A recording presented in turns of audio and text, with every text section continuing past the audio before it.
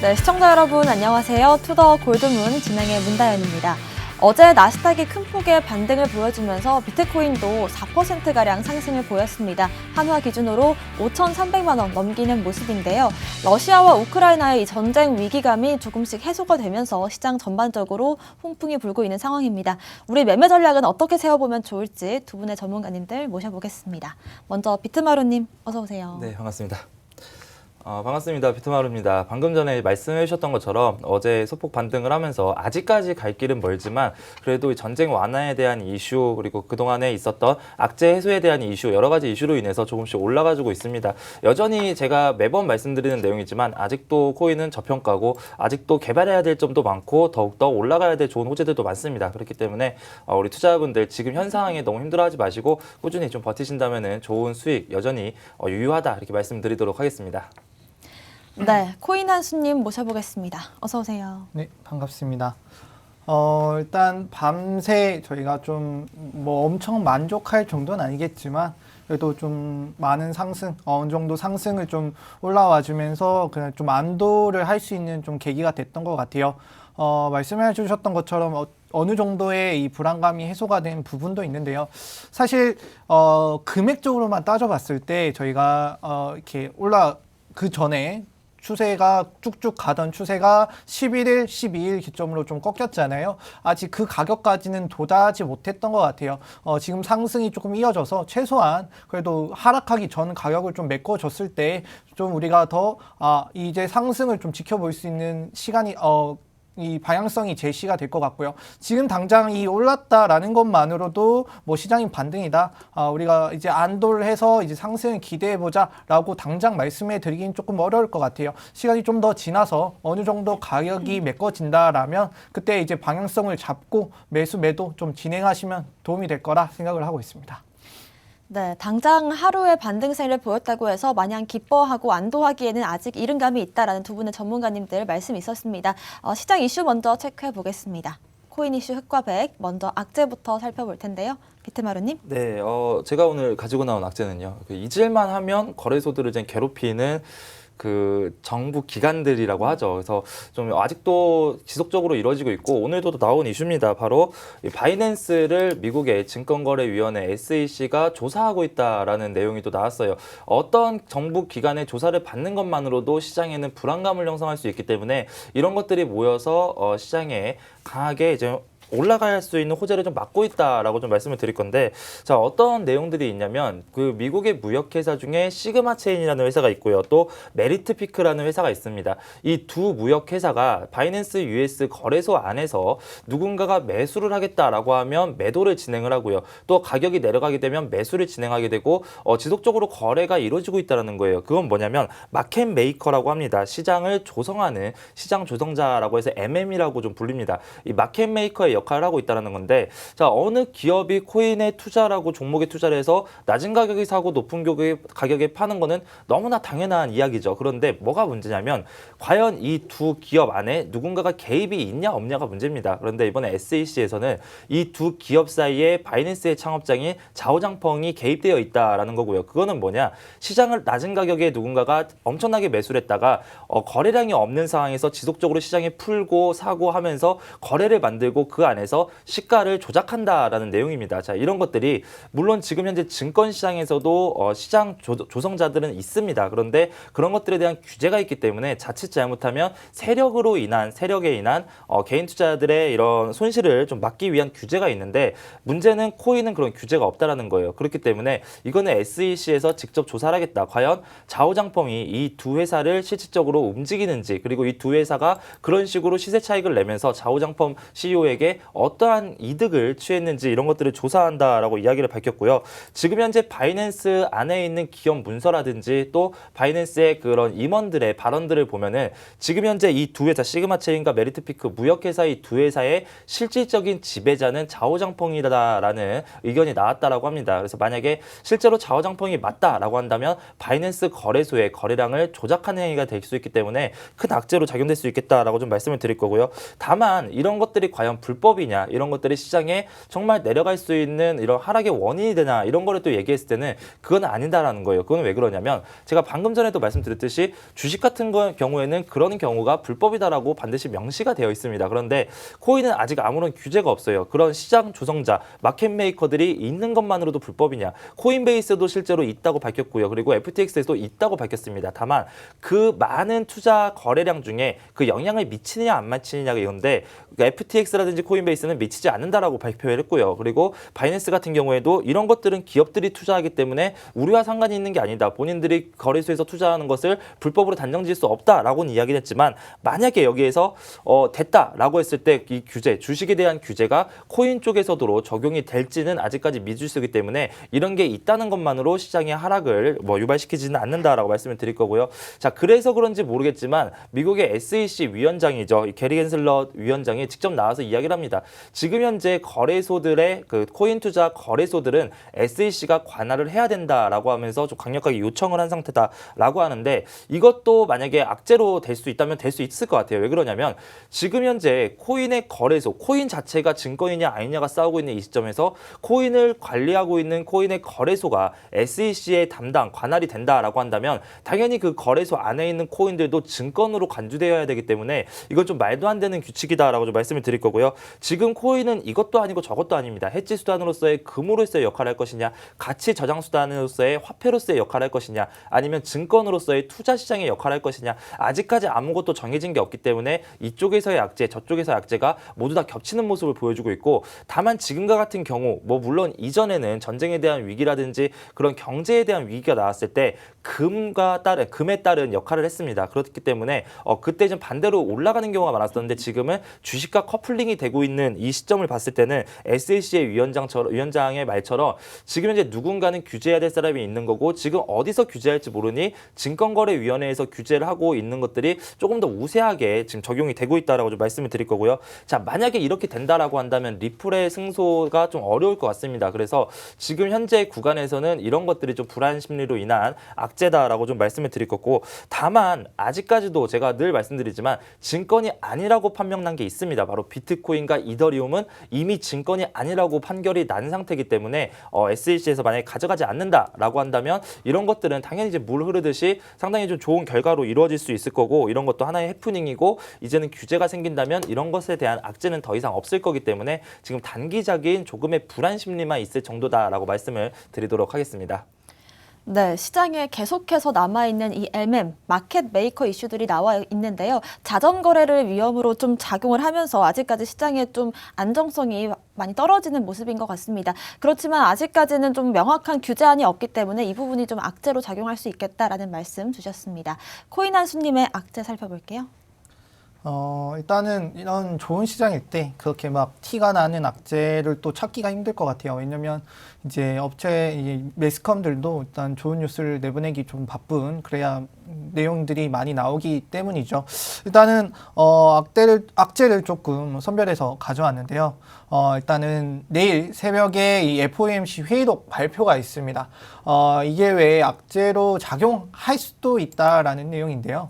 왜냐면은 저번 달 이 FOMC 회의록 발표가 있었을 때 시장이 예측하는 것보다 이 회의록에 포함된 이 내용들이 더 나빴기 때문에 바로 즉각적으로 시장이 반응하는 모습을 보여줬던 것 같아요.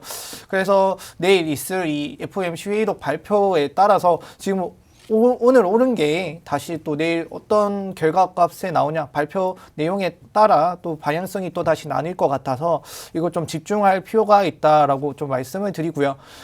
그리고 어제 이제 생산자 물가 지수가 나왔는데 이것도 조금 말씀을 드려야 될 것 같아요. 생산자 물가 지수가 좀 역대치 만큼 소비자 물가 지수만큼 나쁘게 나왔어요. 근데 이 생산자 물가 지수를 크게 시장에서는 반영하지 않고 그런 가격대를 형성하고 있는 것 같은데, 그래서 이 생산자 물가 지수가 무엇인가 그걸 좀 알려드리면 될 것 같아요. 이게 또 어떤 영향을 줄 수 있는지를 좀 봐야 될 것 같은데, 생산자 물가 지수가 일단은 전월 대비해서 1%가 올랐고요. 그리고 전년 동월 대비해서 9.7%가 올랐다라는 수치를 발표를 했습니다. 자, 이 생산자 물가 지수는 이제 제품을 만들기 위해 들어가는 뭐 비용이 증가한다라는 뜻이에요. 저희 이제 소비자 물가 지수는 생산자가 소비자에게 파는 거라면 이제 이거는 생산자가 생산자에게 파는 거라고 생각을 하시면 돼요. 그래서 기업이 이걸 파는 사람한테 이제 이걸 파는데 이게 값어치가 올라간다라는 뜻이 되기도 하죠. 근데 이거를 왜 좀 주시를 하셔야 되냐면, 처음에 예전에 소비자 물가 지수가 시장이 예측하는 것만큼 나왔었어요. 근데 얘는 예측하는 만큼 나왔었을 때 시장은 변동이 없었거든요. 왜 변동이 없었냐면 우리가 아는 만큼 나왔기 때문에. 근데 그때 제가 말씀을 하나 드렸던 것 같아요. 이거 7%가 역대급으로 많이 나온 건데 이게 왜 시장이 반응을 안 하지? 이게 좋은 건 아닌데 분명히 다른 곳에 영향을 줄 건데 라고 저는 생각을 했었거든요.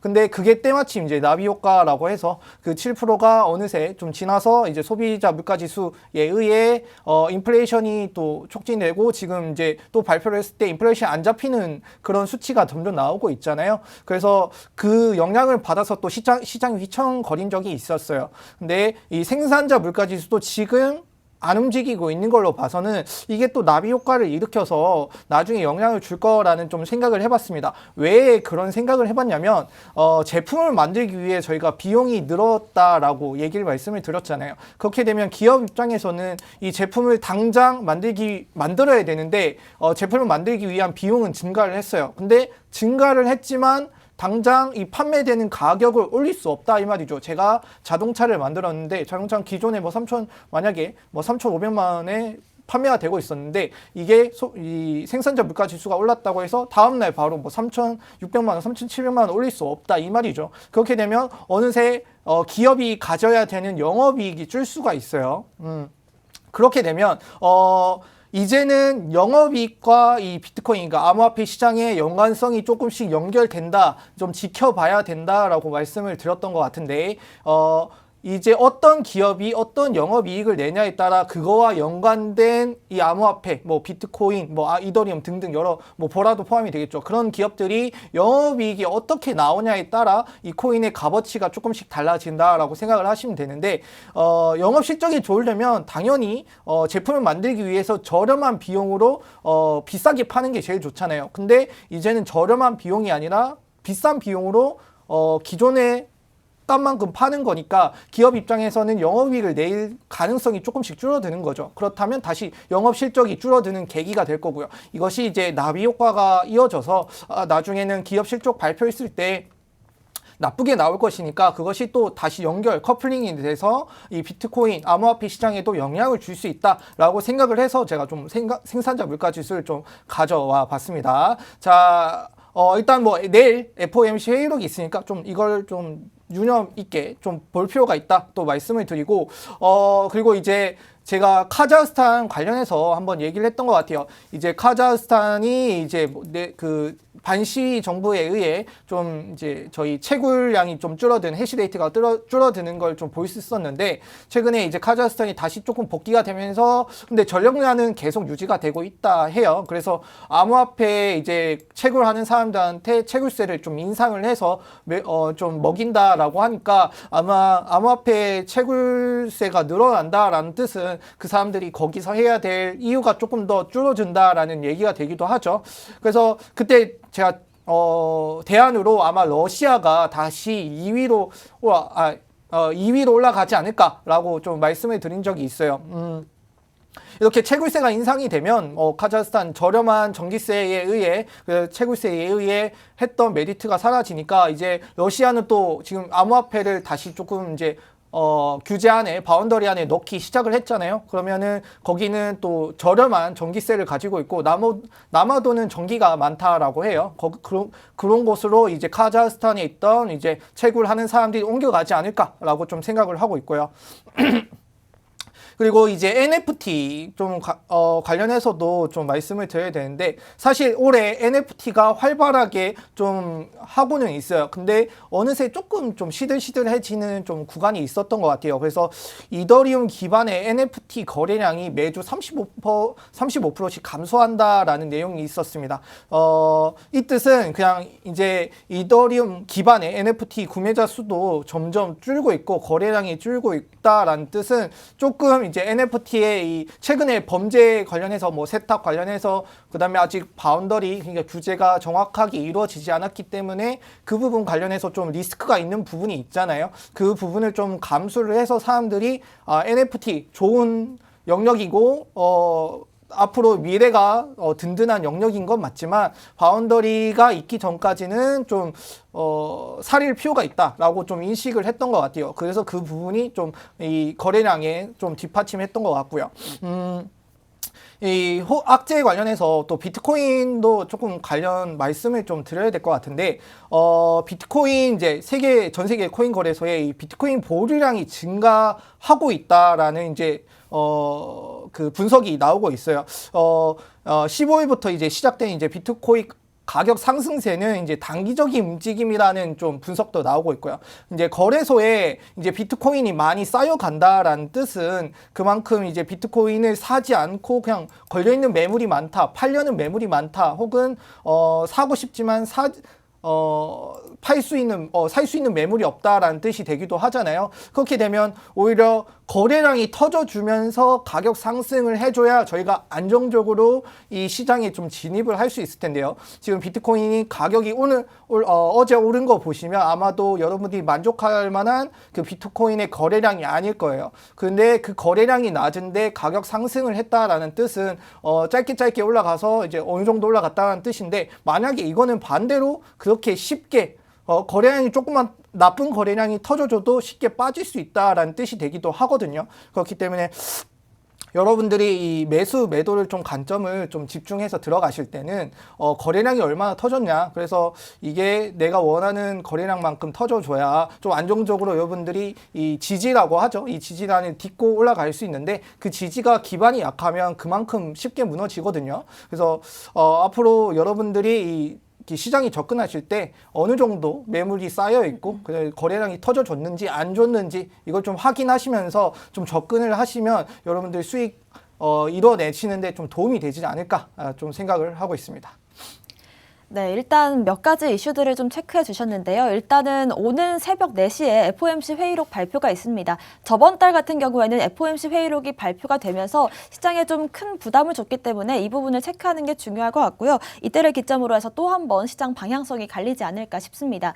그리고 또 한 번 이 카자흐스탄의 채굴세를 인상을 하면서 채굴자들이 어디로 이동을 할지를 본다면 아마 러시아가 되지 않을까라는 의견 주셨고요.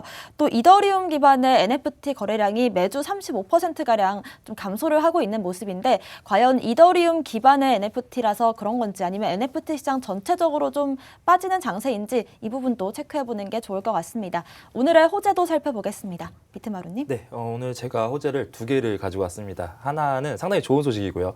하나는 뉴욕 증권거래소에서 NFT 시장에 진출한다라는 내용을 가지고 왔고요. 자, 이 뉴욕 증권거래소 같은 경우에는 다들 아시겠지만 그 뉴욕 증권거래소의 모 기업이죠. 뉴욕 증권거래소를 가지고 있는 기업 IC라고 합니다. 인터컨티넨탈 익스체인지인데, 이 IC 기업에서 벡트라는 선물거래 플랫폼, 선물거래소를 설립을 했어요. 그 동안에 그 선물거래소를 설립을 할 때 그 안에 스타벅스라든지 그리고 마이크로소프트 여러 유명한 기업들을 같이 파트너십을 체결하면서 설립을 해서 한때 엄청난 유행을 또 이끌어냈던, 코인에 대한 엄청난 유행을 이끌어냈던 기업이기도 하고요. 자, 이 IC가 처음에 선물거래소를 오픈할 때 뉴욕 증권거래소를 가지고 있으니 선물거래소까지 진출을 하면서 이제는 코인과 주식을 모두 다 잡으려고 한다라고 이야기를 한 적이 있었는데, 실제로 그게 이루어졌습니다. 지금 이번 뉴욕 증권거래소에서 NFT에 어떤 식으로 진출하냐면 NFT를 통한 NFT 거래소가 되기 위한 진출한다라는 거예요. 자, 그렇다면 지금 뉴욕 증권거래소, 증권거래소에서 코인까지 들어간다. 그렇다면 방금 전에 제가 악재에서 말씀드렸던 것처럼 SEC, 미국 증권거래위원회에서 코인을 관리하는 게 맞지 맞지 않냐? 그럼 악재가 아니냐라고 생각하시는 분들도 있겠지만 자, 선물거래위원회 CFTC가 있습니다. 그리고 증권거래위원회 SEC가 있어요. 그런데 뉴욕 증권거래소 같은 경우에는 지금 증권을 바탕으로 해서 코인 거래를 진행하는 것이 아니라 NFT를 통한 특허 출원을 10일에 완료를 했습니다. 그거는 뭐냐면 주식이 아니라 증권이 아니라 별개의 코인 거래소에 대한 플랫폼에 대한 특허를 출원했다는 것 자체가 이제는 선물거래위원회 있죠, 주식거래위원회 있죠, 코인거래위원회라는 새로운 그 규제 그 정책을 만들어야 되는 시기가 왔다라는 거기 때문에 일단 뉴욕 증권거래소에서 별개로 주식과 별개로 코인에 들어가는 거는 상당히 좋은 호재다라고 좀 말씀을 드리도록 할 거고요. 자, 그렇다라고 한다면 지금 현재 있는 곳들이 있습니다. 오픈시라든지 아니면은 라리블이라든지 여러 가지 이제 지금 현재 NFT 거래소가 있는데 그 거래소들과 경쟁을 한다라고 합니다. 경쟁을 하면서 왜 경쟁을 하는 것 자체가 호재냐? 뉴욕 증권거래소는 자본이 상당히 많겠죠. 경쟁을 하려면 그리고 또 거래소를 설립하려면 그 안에 NFT 관련 코인을 매수를 해야 됩니다. 자, 그렇다면 NFT 관련된 코인을 매수를 해야 되는데 그걸로 인한 파생적으로 나오는 코인들도 뉴욕 증권거래소에서 추가적으로 매수가 가능하다라는 겁니다. 그렇다면 뉴욕 증권거래소에서 코인에 대한 매수세가 들어온다? 이것만큼 좋은 또 호재는 없을 것 같아요. 그래서 이거는 상당히 좋은 호재고 앞으로 쭉 가지고 가야 될 조금 더 호재가 나오고 다듬어져서 이제는 완벽한 호재가 나오기 전까지 조금씩 계속 나와줄 호재다라고 좀 말씀을 드릴 거고요. 두 번째 제가 가지고 나온 호재는 워렌 버핏에 대한 이야기입니다. 자, 이 워렌 버핏 같은 경우에는 그동안 코인을 너무나도 싫어했어요. 두 번 다시는 절대로 앞으로 코인에 투자하지 않겠다라고 이야기를 했고요. 어느 그 공식석상에서 인터뷰를 할 때마다 워렌 버핏이 나와서 코인은 나쁘다, 코인은 사기고 코인은 안 좋다라고 매번 이야기할 정도로 코인을 싫어했습니다. 그런데 지금 현재 이 워렌 버핏이 가지고 있는 회사가 있어요. 버크셔 해서웨이라는 투자 회사인데 이 투자 회사에서 브라질의 누뱅크라는 곳에 지속적으로 투자를 하고 있다라고 밝혀졌습니다.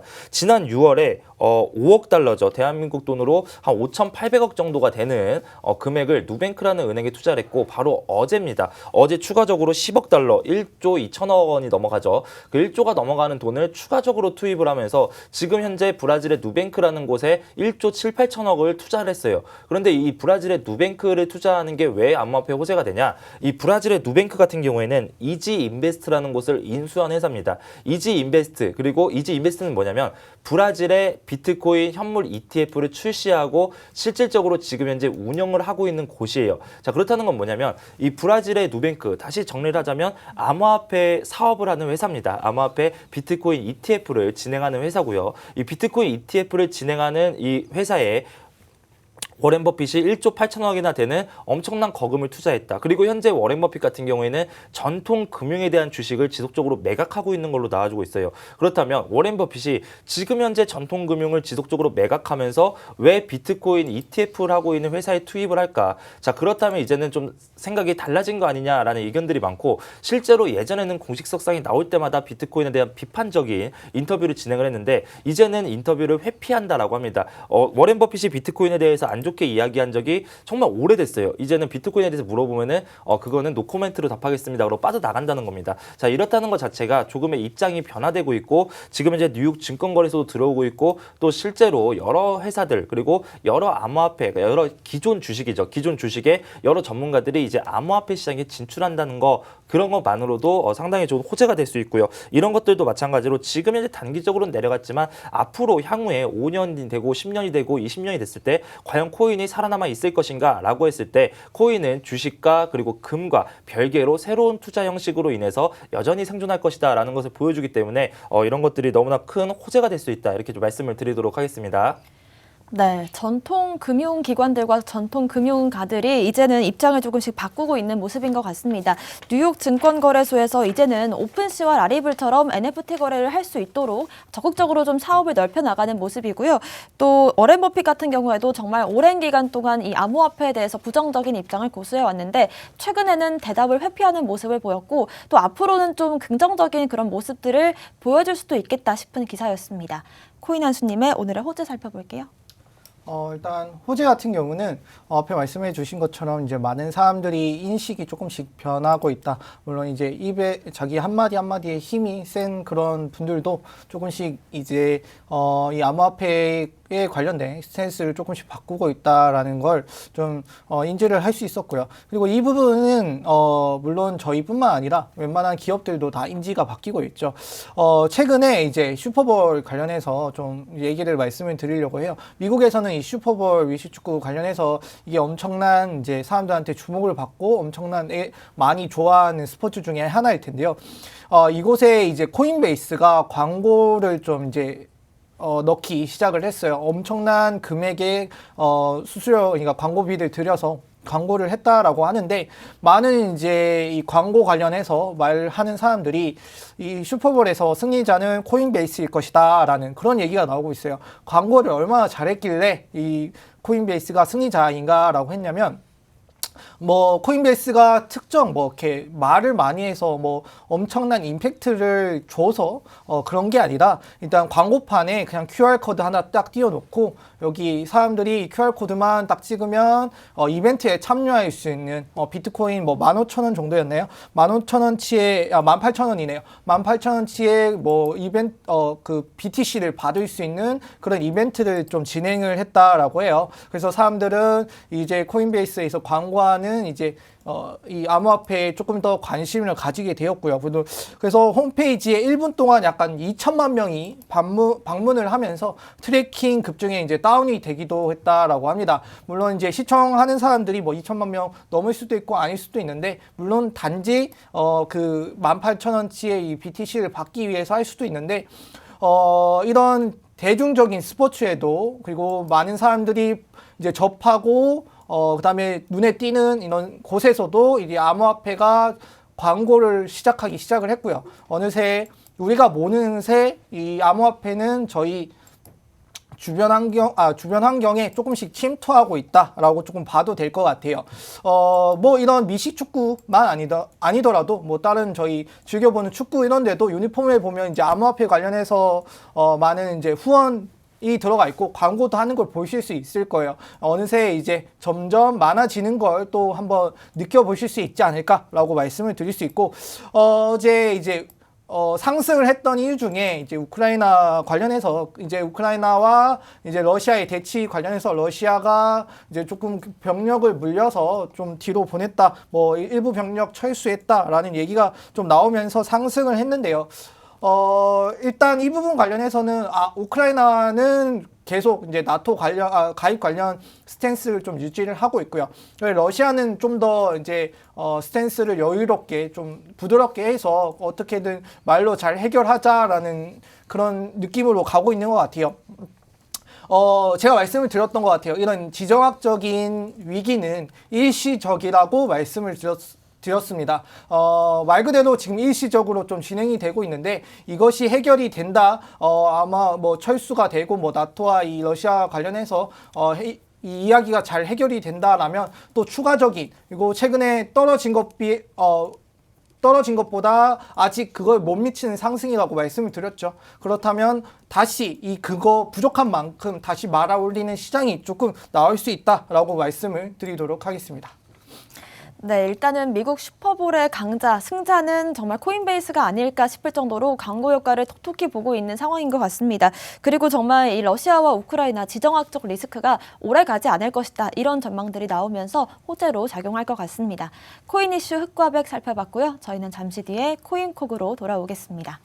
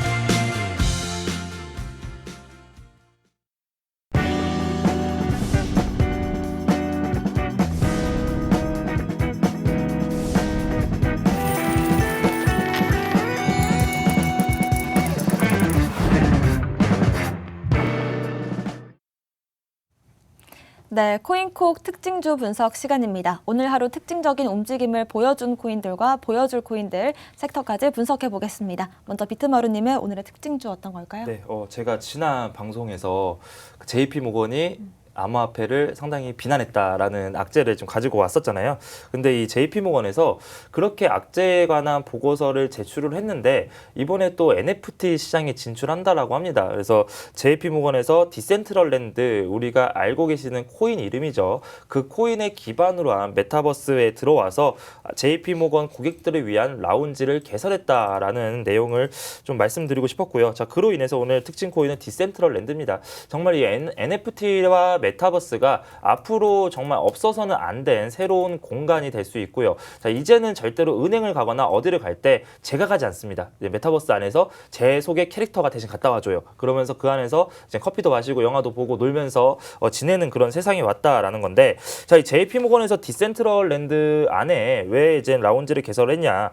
실제로 인간이 무엇인가 교환을 할 때 이제 그 주류에 메타버스가 있다라는 관점에서 메타버스의 시장에 한번 진출해봤다라고 하고요. 과연 소비자나 기업에 있어서 메타버스와 NFT가 어떠한 가능성이 있을까, 더욱더 편리한 삶을 추구하는데 어떠한 역할을 해줄까라는 것을 분석하기 위해서 우선 디센트럴랜드의 라운지를 개설했다라고 합니다. 그 이유 때문은 아니지만 그래도 디센트럴랜드가 어제 또 강하게 올라가 주면서 정말 지금 계속 기분 좋은 이슈를 보여주고 있어요. 오랫동안 지속적으로 올라가지고 있고요. 차트를 보면서 디센트럴랜드에 관한 내용, 이 뉴스를 보시면은 분명히 우리 투자자분들 디센트럴랜드를 그럼 사볼까라고 하시는 분들이 있기 때문에 차트를 보면서 진입 관점에 대해서 말씀을 좀 드려보도록 하겠습니다. 예전에 제가 말씀드렸던 부분 중에 어떤 지표가 있었냐면 아래에서부터 엄청난 상승을 진행을 했어요. 그러면 어디서부터 시작을 해서 어디까지 올라갔냐, 이걸 한번 찍어보셔라라고 말씀을 드렸었거든요. 여기서부터 올라갔다가 최고점 이 위까지 올라가게 됩니다. 자, 그렇게 한다면, 자, 여기 안에서 지금 피보나치 되돌림이죠. 이 안에서 첫 번째 지지라인 구간이 형성이 될 거고요. 그리고 두 번째 지지라인 구간, 그리고 세 번째 마지막 지지라인 구간이 형성이 될 것이다라고 말씀을 드렸어요. 이 안에 올라갔다라고 한다면 이 안에까지 내려가는 거는 너무나 당연한 눌림목이다라는 겁니다. 그렇기 때문에 영향은 없다라고 말씀을 드렸었는데, 자, 실제로 여기서 보니까 쭉 아래서부터 올라가기 시작해서 내려오죠. 눌림목을 보여주고 여기서 사실 좀 무서웠습니다. 내려가면서 이제 여기서 뚫리게 되는구나, 이제는 본격적인 하락에 추세로 들어가는구나 라고 했는데 그 라인으로 저항대 라인을 바뀌는 거 보이시죠? 다시 한번 올라가면서 저항받고 내려오다가 그 구간을 뚫어줬습니다. 뚫어주면서 어디까지 올라갔냐? 지금 그 다음에 저항대 라인 구간까지 정확하게 올라가고 이젠 이전의 저항대 라인이 지지 라인으로 바뀌고 다시 지금의 구간까지 올라가 있는 구간이다 라고 좀 보시면 될 것 같아요. 자, 이거는 뭐냐면 지금 현재 이렇게 눈으로만 보셔도 상승 이후에 하락 추세가 연속되고 있었죠. 하락 추세에서 지금 상승 추세로 전환되고 있는 상당히 중요한 구간이다 라고 좀 보여지기 때문에 지금 이 자리에서 지금 어제 많이 올라갔다라고 했습니다. 어제 이미 장대 양봉이 나온 상태에서 어디까지 올라왔냐면 이전에 저항대까지 장대 양봉을 딱 치고 지금 흐지부지 되고 있어요. 이런 시장에서 좀 급하게 들어가면 고점에서 매수할 수 있기 때문에 지금 저항대라는 것만 기억하시고 어제 많이 올라갔구나, 어디까지 올라갔냐, 저항대까지 올라갔구나, 그 안에서 지금 힘이 빠지면서 흐지부지 되고 있다. 그렇다면 지금 조금만 올려서 예전의 저항대 정고점 라인까지만 돌파하면 내가 한번 매수를 해보겠다라고 생각하시면 됩니다. 예전에 정고점 라인이 4,230원이에요. 얼마 남지 않았어요. 4,230원을 돌파하고 안착을 한다라고 한다면 이제는 우리 방금 전에 찍어놓은 것처럼 그 위에 저항대 라인까지는 4,900원대 이상이기 때문에 좀 상당히 거리가 멀죠. 그렇기 때문에 지금 구간에서 저항대 라인을 돌파하는 거를 보고 매수하셔라라고 말씀을 드릴 거고, 이런저런 이슈가 있습니다. 그런데 JP모건에서 메타버스 시장에 디센트럴랜드를 이용해서 들어간다는 것은 이미 누구나 알고 있는 사실인 거고, 확실하게 이것으로 인해서 사업을 확장시키겠다가 아니라 지금 현재 이게 어떠한 영향력이 있는지 한번 만들어봤다라는 개념이기 때문에 만약에 돌파를 하게 된다라고 한다면 거짓말처럼 뉴스 나올 거예요. 이제는 본격적으로 메타버스에 진출하겠다는 뉴스가 나올 겁니다. 그래서 그 전에는 저항대 라인을 무조건 돌파하는 게 중요하다. 왜 그러냐라고 한다면 이미 우리 투자자분들이 투자할 때는 뉴스가 다 나온 상태에서 미리 살 사람들, 그 정보를 알고 알고 있는 내부자들은 이미 다 매수한 상태에서 뉴스가 나옵니다. 그렇기 때문에 이미 내부자들이 매수를 진행을 할 때 저항대 라인은 뚫 수밖에 없어요. 그래서 뚫은 상태에서 매수를 해놓고 기다리면 정말 거짓말처럼 호재성의 뉴스가 나오면서 급등하는 경우가 많아요. 그렇기 때문에 지금 구간에서는 저항대 라인에 멈춰 있기 때문에 조금 매수는 생각을 해보시고, 대신에 홀딩하고 계시는 분들은 굳이 손절칠 필요가 없는 구간이죠. 이미 저항대 라인을 뚫고 새로운 저항대를 시험하고 있는 구간이기 때문에 좀 홀딩하시고, 지금 매수 신규 진입하시는 분들만 윗라인에서 진입하신다면 좀 좋은 구간이다라고 좀 말씀을 드릴 거고, 내려간다라고 했을 때 여기 지지라인까지 내려오는 거는 너무 이 코인을 나무라지 않았으면 좋겠습니다. 당연히 지지라인이 있고 저항대 라인이 있고 그 안에서 움직이다가 박스권을 돌파하고 날아가는 게 차트이기 때문에 이 사이 요 안에만 이 안의 흐름만 좀 지켜보신다면 좀 즐겁게 그리고 여유롭게 매매할 수 있겠다라고 말씀드리도록 하겠습니다. 네, 지금 현재 디센트럴랜드 같은 경우에는 상승 추세로 바뀌고 있는 모습 속에서 어제 한번 장대 양봉이 나온 코인인데요. 피보나치 되돌림으로 지지와 저항을 한번 쭉 설정을 해봤을 때 지금 현재 구간이 저항 라인이기 때문에 굉장히 중요한 시점으로 보입니다. 지금 당장 급하게 매매를 진행하시기보다는 이 저항 라인을 뚫어주는지를 체크하고 들어가시는 게 좋을 것 같고요. 이럴 때는 또 놀랍게 호재가 따라올 것이다, 이런 분석까지 해주셨습니다. 코인 한수님의 오늘의 특징 좀 살펴볼게요.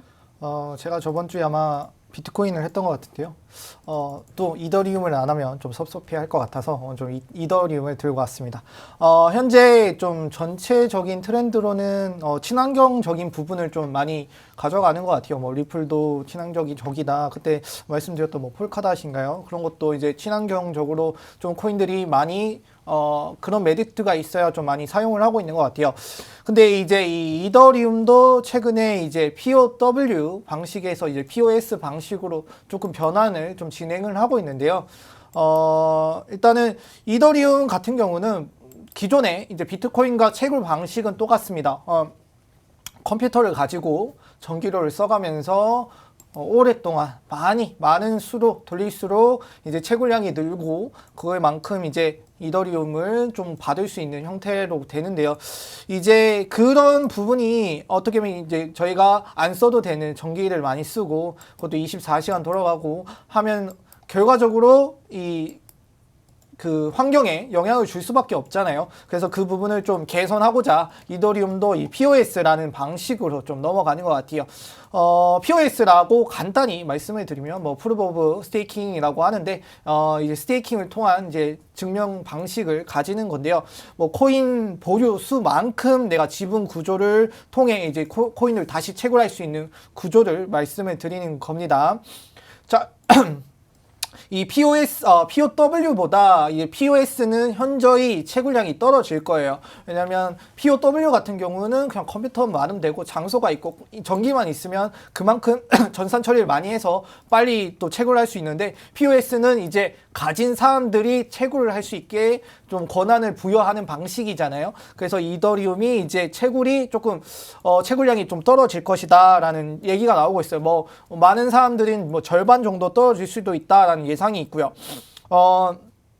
현재 이제 이 이더리움 스테이킹 지갑 수가 계속해서 증가하고 있다라고 해요. 이제 POS 방식으로 변경이 되면 채굴량이 줄어든다라는 뜻이 된다고 말씀을 드렸는데, 채굴량이 줄어든다라는 뜻은 또 반대로 또 좋게 생각을 해보면 이거의 희소성, 그러니까 이 이더리움을 가지기 위해 또 많은 사람들이 또 노력하는 그런 상승이 생길 수 있다라고 생각을 하시면 돼요. 그거는 그대로 가격에 또 영향을 줄 거고요. 그렇다면 가격이 다시 상승하는 모습을 좀 기대해 볼 수 있다라고 생각을 할 수 있고, 뭐 대표적으로 이제 POS, 그러니까 POS의 대표적인 뭐 코인으로는 뭐 폴카닷, 솔라나, 뭐 테라, 뭐 테조스, 코스모스 등등이 있거든요. 이런 코인들도 다 얼마나 내가 가지고 있냐에 따라 지분 이제 채굴할 수 있는 그 범위가 바뀌는 거니까요. 한번 나중에 또 뭐 좀 지켜볼 필요가 있다. 좀 친환경적으로 작용을 하니까 나쁘지 않다 말씀을 드릴 수 있고, 일단 차트를 통해서 조금 말씀을 드리도록 할게요.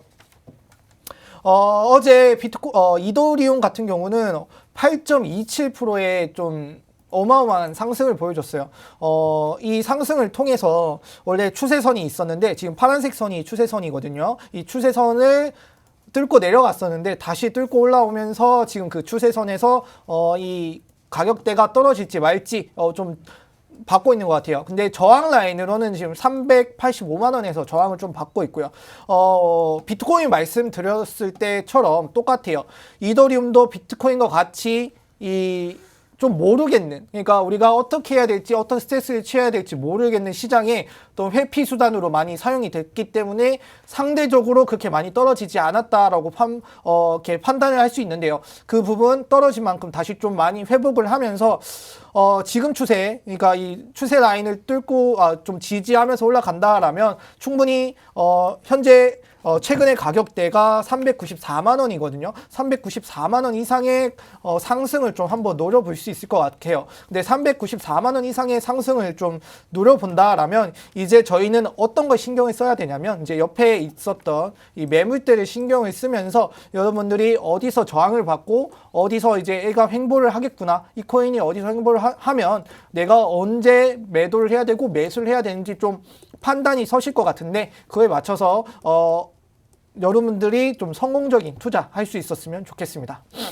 네, 이더리움 같은 경우에는 뭐 알트코인의 대장주이기도 하고 POS 친환경적인 채굴 방식으로 유명한 코인의 대표적인 코인인데요. 일단 지금 현재 또 이더리움 같은 경우에도 추세 라인 상으로 중요한 부분에 있고, 이런 시간에 꼭 한번 매물대를 체크하시는 게 더 성공적인 매매로 이어질 수 있겠다라는 점 체크해 주셨습니다. 오늘의 공략 코인 살펴보겠습니다. 비트마루님. 네, 혹시 아나운서님 비트코인 깡패라고 들어보신 적 있나요?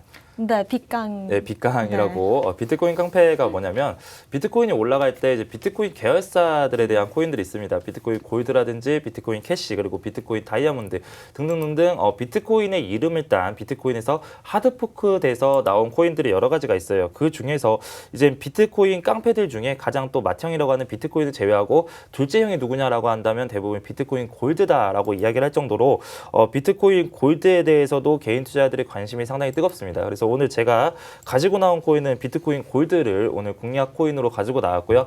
비트코인이 바닥에서 반전을 하면서 비트코인 깡패들이 같이 올라갑니다. 그거는 뭐냐면 비트코인과 비트코인 계열에 관한 코인들을 커플링 현상으로 인해서 같이 움직인다라는 거고요. 자, 그런데 비트코인이 반등을 나오는데도 불구하고 아직까지 잘 움직이지 않고 있어요. 그런 와중에 지지라인 딛고 다시 한번 올라가려는 구간이다라고 한다면 당연히 후반향돼서 추가적으로 상승을 예상할 수 있기 때문에 비트코인 골드를 가지고 왔고요. 차트를 보면서 바로 좀 말씀을 드려보도록 할게요.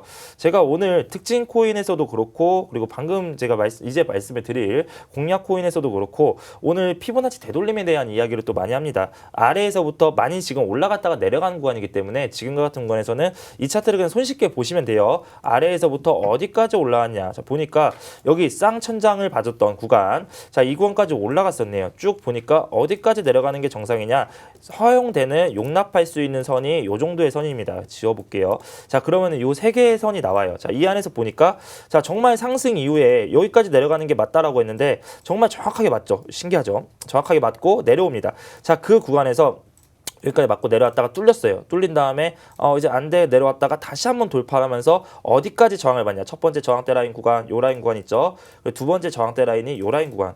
제가 이전에 여기서부터 여기까지 올라가는 것만 찍었는데도 불구하고 그 다음에 저항대 라인을 딱딱 맞는 부분이다라고 말씀을 드릴게요. 자, 그리고 내려가서 여기서 지지라인과 저항을 받는 이 박스권의 구간 또한 이전에 찍었던 라인과 정확하게 일치합니다. 자, 그렇다라고 한다면 지금 그 라인을 뚫고 밑으로 계속 내려가고 있어요. 하락 추세로 전환이 됐다라는 건데, 자, 이 하락 추세를 어떻게 뚫는 것을 볼 것이냐. 자, 고점과 고점, 그리고 저점과 저점을 연결합니다. 자, 그렇다면 지금 하락 추세, 고점과 고점을 연결하니까 여기에서부터 지금 쭉 내려와서 아직까지 하락 추세는 끝나지 않았지만 반등이 나올 때, 지금 도지형 캔들을 보여주면서 반등이 나올 때 한번 맞아떨어지는 부분은 있다라는 거예요. 그 맞아떨어지는 부분이 이전에 올라갔던 이 박스권 라인의 지지 라인입니다. 자, 여기서부터 맞아떨어지겠죠. 자, 그렇다라고 한다면 조금만 내릴게요. 자, 그렇다라고 한다면 지금 저항대 라인 구간과 그리고 예전에 지지라인 구간과 또 일치하는 구간에서 싸우고 있어요. 이 와중에 코로나에 대한 이슈, 그리고 전쟁에 대한 이슈, 여러 가지 이슈로 인해서 내려갔던 비트코인이 다시 한번 이제 투자 심리가 좀 살면서 상승하고 있습니다. 그렇다라고 한다면 동시에 뚫어주고 올라간다? 그럼 다음의 타겟은 이 위입니다. 62,000원 구간인데 지금 현재 구간이 41,000원이에요. 자, 그렇다면 위로 상당히 많이 열려있기 때문에 이런 코인들도 아래로 손절가는 짧게 잡고 위로는 크게 잡을 수 있는 코인이다라고 좀 말씀을 드릴 거고요. 지금 구간이 이제 41,450원 구간입니다. 지금 저항대를 찍고 흐지부지 되고 있는 구간이긴 하지만 박스권 라인 구간이기 때문에 지금 구간에서 조금씩 매집을 좀 진행을 해보시고 손절가 라인은 밑으로 내려가서 예전에 지지 라인 34,000원대 라인으로 손절가 라인을 잡아주시고 위로는 좀 여유롭게 가져가서 지금 62동 평균선의 살짝 아래 예전에 저항대 라인 구간과 지지 라인이 멈췄던 54,000원의 1차 목표가 그리고 2차 목표가는 추가적으로 올라가서 만약에 1차 목표가가 달성되면 제가 또다시 설명을 드릴 테니까 우선은 가져가서 1차 목표가만 보시고 그 안에서 수익 실현을 잠깐 해보시는 게 좋다라고 좀 말씀을 드리도록 하겠고요. 자, 이러한 코인들 시장 반등될 때 모두 다 지지라인 딛고 올라가는 코인들이 상당히 많기 때문에 이 안에서 다만 고점 매매만 조금 주의하신다면 지금도 수익 볼 수 있는 구간은 반드시 있다라고 말씀드리도록 하겠습니다. 네, 비트코인 골드 같은 경우에는 비트코인이 상승을 보여줄 때 커플링되는 대표적인 코인이라고 볼 수가 있겠는데요. 오늘은 이 피보나치 되돌림에 대해서 좀 설명해 주셨으니까 이 부분 참고하시면서 지지와 저항을 어떻게 체크할 수 있는지 우리가 추세를 어떻게 좀 확인을 할 수 있는지 배워가셨으면 좋겠습니다. 제시해 주신 매매 전략 참고해 보시길 바라겠고요. 코인 한수님의 오늘의 코인 살펴볼게요. 제가 오늘 가져온 코인은 이제 세타 퓨엘이라는 코인을 들고 왔는데요. 많으신 분들이 세타 퓨엘, 세타 토큰 뭐 두 개를 가지고 뭐 어차피 형제인 거는 누가 봐도 티가 나잖아요. 그래서 이 세타 토큰 말고 이제 세타 퓨엘 좀 들고 왔어요. 일단은 세타라는 이제 기업이 있는데 거기 안에 이제 세타 토큰과 세타 퓨엘 두 가지를 나눠서 사용을 한다라고 합니다. 뭐 간단히 말씀을 드리면 뭐 동영상 스트리밍 플랫폼이고요. 거기 안에 뭐 세타랩스라는 기업이 운영을 하는데요. 거기 보면 뭐 삼성도 혹은 소니, 구글 뭐 등등이 투자를 좀 유치를 하고 있다라고 해요. 뭐 좀 길게 봤을 때 장기적인 투자를 봤을 때는 충분히 성장 가능성이 많은 기업들이라고 보시면 될 것 같고요. 세타 토큰 같은 경우는 저희가 동영상을 보기 위해서는 그걸 그러니까 뭐 회원제나 이런 걸 가입하기 위해서는 돈이 들잖아요. 그때 결제하기 위해서 사용하는 게 세타 토큰이라고 생각을 하시면 되고요. 그리고 세타 퓨엘은 거기 안에서 스트리밍하는 뭐 유튜버나 그런 이제 사람들이 있잖아요. 그 사람들한테 일정량 이제 세타 퓨엘을 통해서 보상을 제공을 한다라고 해요. 그리고 그걸 보는 시청자들은 이제 제가 마음에 드는, 재미있어 하고, 제가 좋다라고 하는 사람들한테 많은 도네이션을 하잖아요. 그 부분도 이제 사용할 때 이 세타 퓨엘을 사용한다라고 생각을 하시면 조금 쉽게 이해가 되실 것 같은데, 일단 바로 차트를 통해서 한번 보도록 할게요.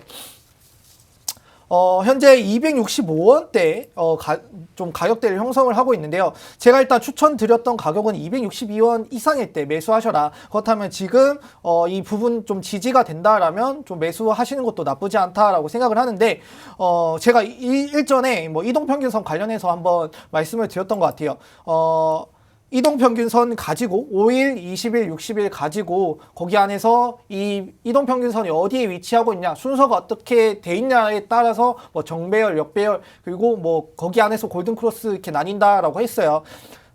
반대로 이제 역배열에서 골든크로스 3개가 이루어져야 정배열이 되거든요. 때마침 또 이렇게 지금 제가 표시한 것처럼 동그라미 3개로 표시를 해놨습니다. 이렇게 되면 이동평균선이 다시 5일, 20일, 60일 정배열이 되는 지금 모습을 보이고 있어요. 정배열이 된다라는 뜻은 그만큼 안정적인 추세도 접어들었고 이것이 이제 상승할 때 보통 정배열이 나타나거든요. 일전에 많은 상승이 있었을 때도 이런 부분이 있죠. 이런 부분일 때도 아마 웬만한 이런 이동평균선들은 대부분의 이동평균선들은 다 이런 정배열의 형태를 나타냈을 거예요. 그 정배열이 가진다라는 의미가 이렇게 선들이 꼬이기가 쉽지가 않아요. 부딪힐만 하면 부딪히지 않고 엮일만 하면 엮이지 않는 부분이 있거든요. 근데 제가 오늘 많은 코인들 중에 이동평균선 가지고 딱 살펴봤는데 지금 정배열이 나 있는 코인이 없어요. 얘밖에 없더라고요. 때마침 얘가 정배열을 나 있고 안정적인 추세에 좀 접어들었구나. 그리고 가격적인 면에서도 최근에 오른 거에 비해 많이 안 떨어졌죠. 그렇게 되면 그 말은 즉슨 아직 힘을 가지고 있다라고 생각을 하셔도 될 것 같고요. 현재 이제 아직 제가 말씀드렸던 그 갭 정도 아직 채워지진 못했지만 일정 가격을 넘어서서 안정적인 추세에 접어들었다. 그게 262원 이상이고요. 그렇게 되면 이때 매수를 진행을 하신다라면 옆에 보시면 매물대가 상대적으로 없어요. 그만큼 뚫고 올라가기 쉽다라는 뜻이 되기도 하잖아요. 그러면 305원까지, 짧게는 305원까지 그 이상에도 바라보셔도 되는 가격이다라고 또 말씀을 드릴 수 있고, 이제 손절가 제가 잡아드려야겠죠. 손절가는 238원, 최근에 떨어졌던 가격, 그 지지 받았던 가격보다 떨어진다라면 깔끔하게 손절가 가져가시라 또 말씀을 드리도록 하겠습니다. 네, 세타퓨엘 지금 현재 이평선 기준으로 봤을 때 정배열 만들면서 안정적인 흐름 가져가고 있는 코인으로 보입니다. 좀 더 자세한 차트 분석은 저희 잠시 뒤 오후 1시 반부터 이어가도록 할 텐데요. 저희 무료 방송 함께 하실 수 있는 방법 안내해 드리겠습니다. 먼저 컴퓨터로 들어오시는 분들은요. 팍스경제TV 홈페이지에 들어오시면 됩니다. 좌측 하단 보시면 투더 골드문 배너가 있는데요. 배너를 클릭하시면 바로 전문가님들의 실시간 무료 방송 함께 하실 수가 있고요. 또 핸드폰으로 들어오시는 분들은 녹색 창에 투더 골드문 검색하시면 바로 상단 링크 통해서 또 함께 하실 수가 있습니다. 무료 방송 통해서 오늘 이 회복되는 시장 속에서 매수 매도 전략 어떻게 세우면 좋을지 전문가님들과 함께 하시길 바라겠습니다. 오늘 저희가 준비한 소식은 여기까지입니다. 또 본 방송에서 제공하는 정보는 투자 판단의 참고 자료일 뿐이며 특정 자산 가치의 상승과 하락을 보장하지 않는다는 점 유의하시길 바라겠습니다. 저희는 다음 이 시간에 오겠습니다. 시청자 여러분 고맙습니다.